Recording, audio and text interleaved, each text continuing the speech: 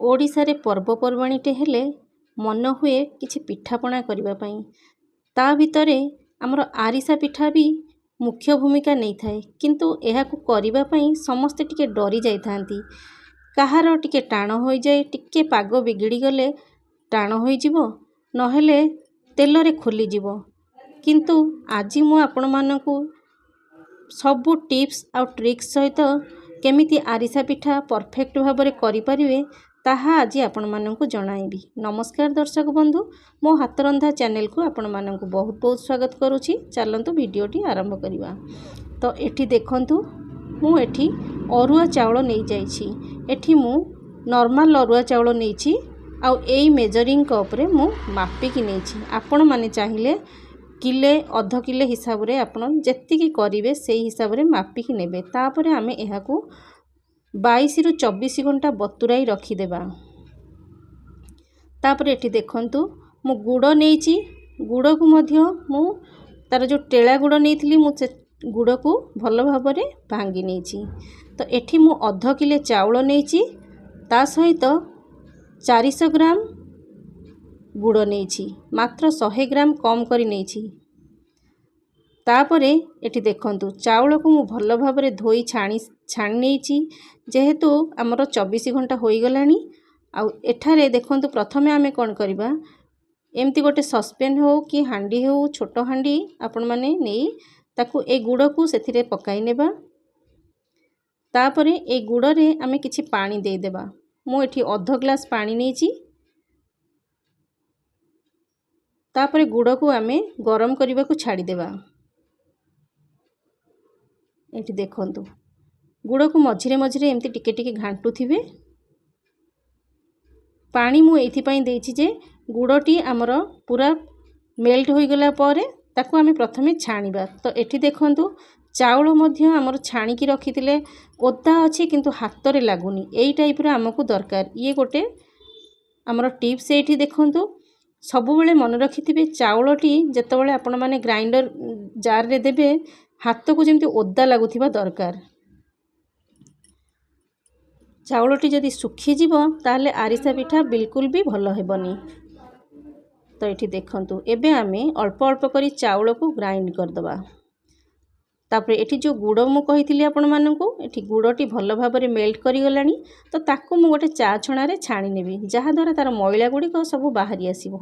एठी देखंतु तार मैला गुडी को बाहरी गलानी। एबे आमे गुड़र सिरा प्रस्तुत करिबा।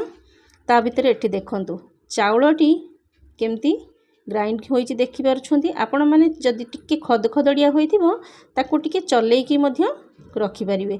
किंतु ग्राइंडर जार रे मोर एटा भलो से ग्राइंड होई जाईची, तो सेथि पई मु आउ चलौनी ताकू। आउ गोटे टिप्स मु एठी आपण मानकु दउची, जेतेबेले चावल ग्राइंड करछंती ना ताकू थाली रे ओजाडिबा मात्रे ताकू भल भाबरे चावलटी को एमती जाकिकिरी रखिबे जेमिति ता भीतर को पवन न जीवो। पवन जीवा द्वारा कोन होबो ना हमर आरिसा पिठा गुडी को फिटी जाई थाए। तो एठी देखंतु ठीक एई भली भाबरे एबे आसंतु देखिबा हमर गुड़र सिराटी केमिति होईची। आपण माने देखि परछंती केंति फेण फेण होई उठी आसलानी। तो मु आपण माननकु प्लेट रे टिके पानी नै कि देखैबी कोन कले हमर आरिसा पिठाटी नरम हबो और खाइबा को भी स्वादिया हबो, सेटा मु आपण माननकु कहबी। तो एई स्टेज रे कोन करछि ना मु टिके रासी एथिरे पकाई नेछि। तापरे एठी आमे 2 बड़ चमच घी पकाई देछि। घी जेहेतु आमे एहाकु घी पिठा बोली कहू, तो सेथि पई सेतिरे अल्प टिके घी आमे पकाई नेबा। तो चलंतु मु आपण मानकु देखाउची केमिति हमर सिराटी प्रस्तुत हेबा दरकार। जेहेतु हमर नरम आरिसा पाग दरकार, तो सेथि पई कि एटी देखंतु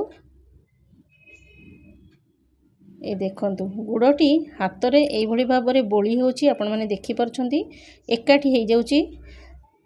आ टिके जदि टाण करि देबे ताले आरिसा पिठाटी टाण होई जिवो।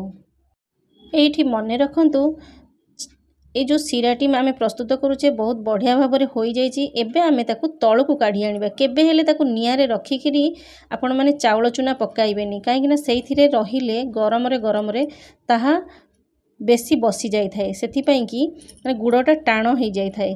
सेथिपाई कि सब बेले जो चाउलटी को आपण घांटिबे तलू काढ़िकी अल्प अल्प देइकिरी चाउलटी को गुड़े घांटिबे, जहाद्वारा पिठाटी परफेक्ट हबो।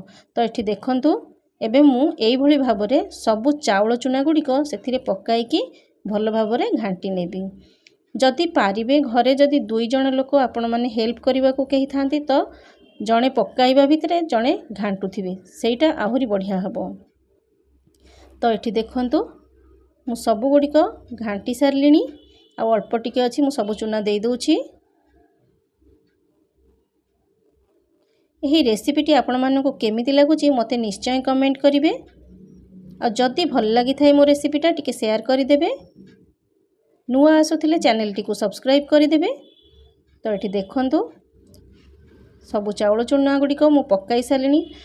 ताको घांटिला बेले ध्यान देबे जेमती चाउलटी टेड़ा टेड़ा न हुए। ये देखंतु जेते चाउलटी गरम गुड़े पड़िबो ना चाउलटा फुली फुली जिवो। ये देखंतु ठीक एई भली भाबरे हमकु दरकार अछि। तो आम जंतनी प्रस्तुत हो गला। एबे देखंतु मु आपण मानको हाथ रे देखाउची, जमा भी टिके हाथ रे लागुनी। तो एबे मु एहाकू गोटे थाली को काढी नेउची।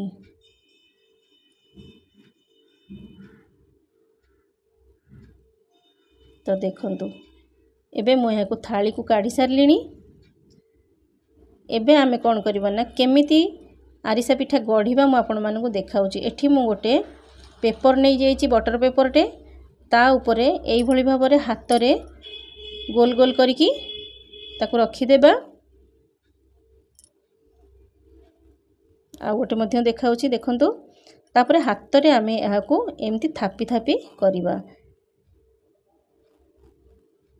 तो देखंतु केमती गोल होईची। मु आपण मानको गोटे ट्राई करिवा पई एटा प्लेन रे करी देखाउची। तापरे राशि पकाई केमती हबो देखाइबी। एठी देखंतु तेल भी हमरो परफेक्ट भाव में गरम होईची।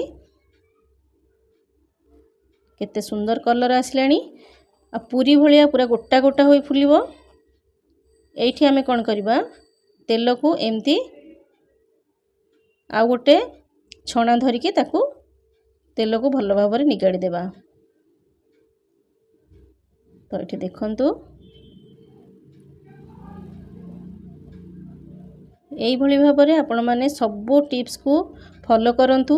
केमिति आरिसा पिठा हेउची आपण माननकु बहुत इजी हबो करिवा पई। गाँ रे तो मु सुनिची कहंती कहार कार हाथ रे भल होई न थाए, एमती किछि नाही। आपण माने समस्त करि परिबे आरिसा पिठा। एथिरे किछि भी कष्ट नाही। ए देखंतु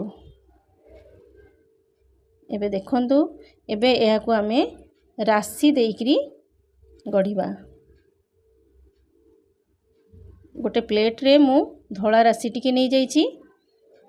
तो ताकू एई भली भाबरे देई चारिपट एमती राउंड शेप रे पतला पतला करि देबा।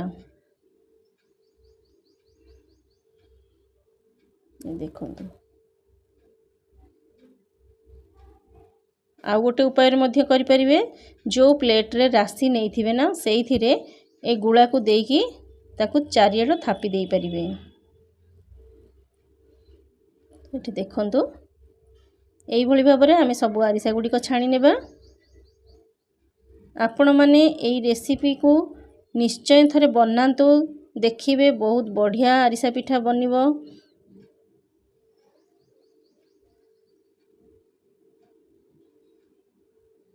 सबु तेल केते सुंदर भाव में बाहरी आछी आपण माने देखि परछोंदी।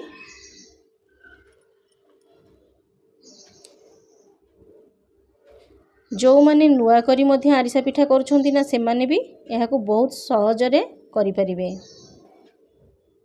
तो एठी देखंतु एई भली भाव में आमे सब आरिसा पिठा करि नेबा।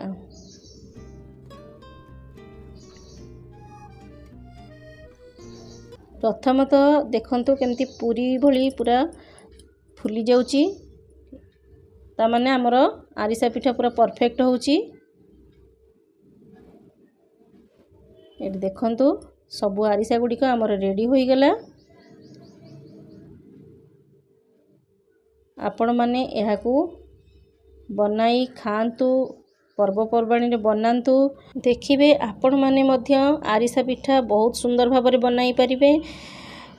प्रत्येक जिनस करबा समय रे हमकु टिके कष्ट होई थाए किंतु तापरे बहुत बढ़िया होई थाए। आपण माने देखंतु भितरु केमती मु भांगी की देखाउची ता भितरटा केते सुंदर होईची। गुड़ आउ चाउल चूना पूरा परफेक्ट मेजरमेंट होईची आपण माने देखि पारुछंती। तो फ्रेंड्स देखा हबो मोर आउ गोटे एपिसोड रे आउ गोटे नुवा रेसिपी सहित रहूची। नमस्कार।